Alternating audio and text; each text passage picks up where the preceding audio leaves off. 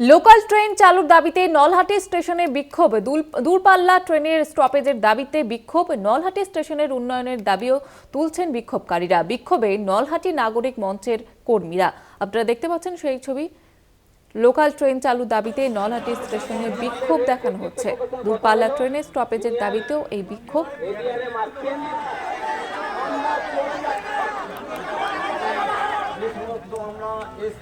আমরা ওখানে গিয়ে আন্দোলন করব এবং আমরা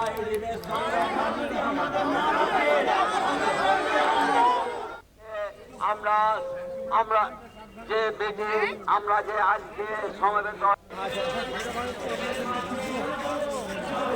আমাদের রেল কর্তৃপক্ষের সঙ্গে কথা হলো, সিনিয়র এরিয়ারে মারছেন।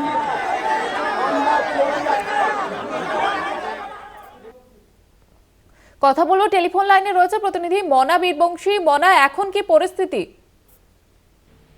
দেখো জুহিতা, এখন পরিস্থিতি বলতে বুঝতেই পারছো যে রেল অবরোধকে ঘিরে এলাকায় যথেষ্ট উত্তেজনা এবং চাঞ্চল্যকর পরিবেশ কিন্তু তৈরি হয়েছে, সেটা কিন্তু বলা যেতে পারে। দেখো, তোমাকে বলে রাখা ভালো যে বীরভূমের নলহাটি যে শহর, সেই শহরবাসীদের পক্ষ থেকে নলহাটি নাগরিক মঞ্চ একটি প্ল্যাটফর্ম, অর্থাৎ একটি সংস্থা ওখানে রয়েছে। সেই নাগরিক মঞ্চের তরফ থেকে পূর্ব ঘোষণা অনুযায়ী এদিন তারা রেল রোকো কর্মসূচি অর্থাৎ রেল অবরোধে তারা কিন্তু ডাক দিয়েছিল সকাল 7টা থেকে। দেখো, এদিন সকাল 7টা থেকেই রেল অবরোধে নেমেছিল নলহাটির মানুষজন এবং নলহাটি স্টেশনে তারা কার্যত বলা যেতে পারে যে রেল লাইনের মাঝে তাদের যে ব্যানার পোস্টার হাতে নিয়ে তারা কিন্তু দাঁড়িয়ে পড়ে। খুব স্বাভাবিকভাবেই তাদের এই রেল অবরোধ অত্যন্ত গুরুত্বপূর্ণ একটা স্টেশন, সেই রেল অবরোধ ঘিরে রীতিমতো সেই এলাকায় একটা চাঞ্চল্যকর, একটা অবশ্যই অপ্রীতিকর, অনভিপ্রেত একটা পরিবেশ কিন্তু সেখানে তৈরি হয়। খুব স্বাভাবিকভাবে দেখো, এই ঘটনায় রীতিমতো বলা যেতে পারে যে একাধিক ট্রেন বিভিন্ন স্টেশনে দাঁড়িয়ে পড়ে। যেমন ধরো বন্দে ভারত এক্সপ্রেস, তুমি জানো যে Howrah NJP Vande Bharat express দূরপাল্লা train, সেই ট্রেন রামপুরহাটে দাঁড়িয়ে পড়ে।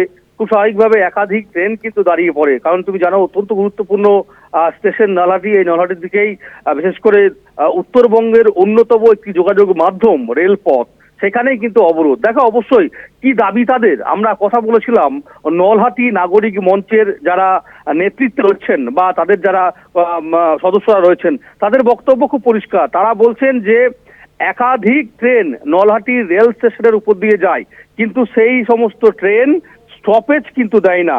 অর্থাৎ তাদের বক্তব্য যে কাঞ্চনজঙ্ঘা এক্সপ্রেস, পূর্বিক এক্সপ্রেস, উত্তরবঙ্গ এক্সপ্রেস সহ একাধিক ট্রেন, সেই ট্রেনগুলো নলহাটির উপর দিয়ে যায়, অথচ সেখানে কোনো স্টপেজ নাই। খুব স্বাভাবিকভাবেই নলহাটি শহরের যারা বাসিন্দা, যারা মানুষ, তারা কিন্তু নলহাটি থেকে একটি জায়গা থেকে অন্য স্থানে তারা কিন্তু সহজেই পৌঁছতে পারছেন না। শুধু তাই নয়, তুমি জানো যে কোভিড পিরিয়ডে অর্থাৎ করোনা কালে যে সমস্ত ট্রেন সম্পূর্ণভাবে বাতিল করেছিল, সেই ট্রেন এখনো পর্যন্ত পুনরায় ফিরিয়ে দেওয়ার যে প্রক্রিয়া, সেটা রেল কর্তৃপক্ষ কিন্তু নেয়নি। খুব স্বাভাবিকভাবে এক্ষেত্রেও কিন্তু সেই একই সমস্যা, মানুষের যাতায়াত পথ।